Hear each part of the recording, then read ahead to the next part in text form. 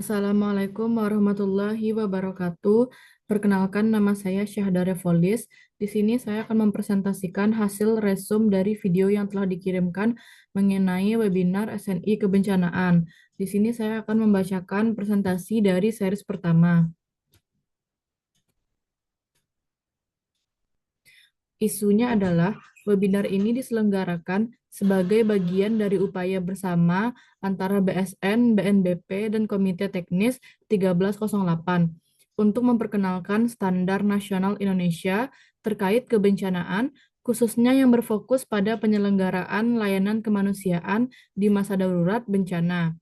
Kegiatan ini diharapkan menjadi sarana edukasi, advokasi, serta sinergi antar lembaga dalam mendorong penerapan standar yang berkeadilan, akuntabel, dan berbasis kebutuhan masyarakat. Jadi, latar belakangnya adalah Indonesia merupakan negara yang secara geografis terletak di wilayah rawan bencana, termasuk gempa bumi, letusan gunung berapi, banjir, dan tanah longsor. Berdasarkan data BNBP, tercatat lebih dari 5.400 kejadian bencana sepanjang tahun 2023. Bencana-bencana ini menyebabkan kerugian besar, baik secara ekonomi, sosial, maupun infrastruktur. Oleh karena itu, dibutuhkan suatu sistem layanan darurat yang tidak hanya cepat dan tanggap, namun juga memiliki standar yang dapat menjamin mutu serta perlindungan bagi seluruh warga terdampak.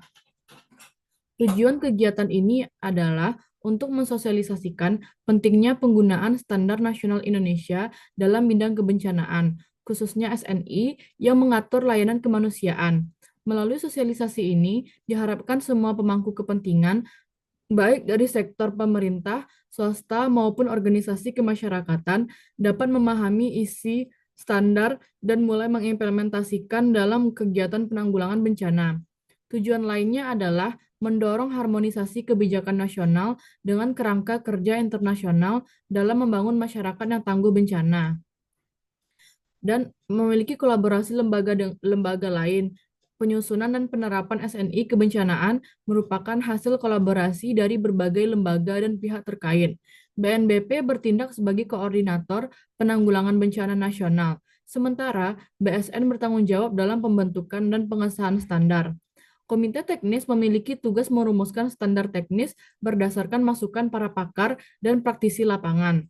Palang Merah Indonesia sebagai salah satu pelaksana utama layanan kemanusiaan di lapangan juga berperan penting dalam uji coba dan penyempurnaan standar ini.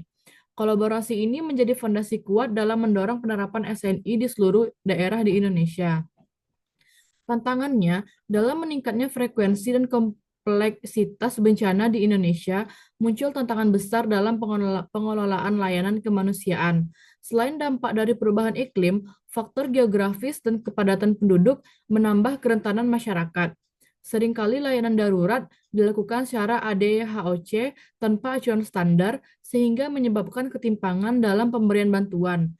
Oleh karena itu, penerapan SNI menjadi solusi strategis untuk menciptakan tata kelola penanggulangan bencana yang lebih adil, sistematis, dan dapat dipertanggungjawabkan secara nasional maupun internasional. Em, jadi SNI itu merupakan standar nasional yang disusun khusus untuk mengatur layanan kemanusiaan dalam konteks bencana. Standar ini mencakup ketentuan minimum dalam pemberian bantuan, baik dari segi kualitas, kuantitas, maupun mekanisme distribusi. Cakupan utamanya meliputi penyediaan air bersih, sanitasi, pangan, pemukiman sementara, layanan kesehatan, serta perlindungan kelompok rentan seperti anak-anak, lansia, dan penyandang disabilitas. Standar ini juga menekankan pentingnya pendekatan yang bermartabat dan berpartisipatif dalam seluruh layanan tahapan. Prinsip pelaksanaannya dalam implementasi SNI menekankan para prinsip keterbukaan, partisipasi masyarakat, koordinasi antar lembaga, serta perlindungan terhadap hak-hak dasar warga terdampak.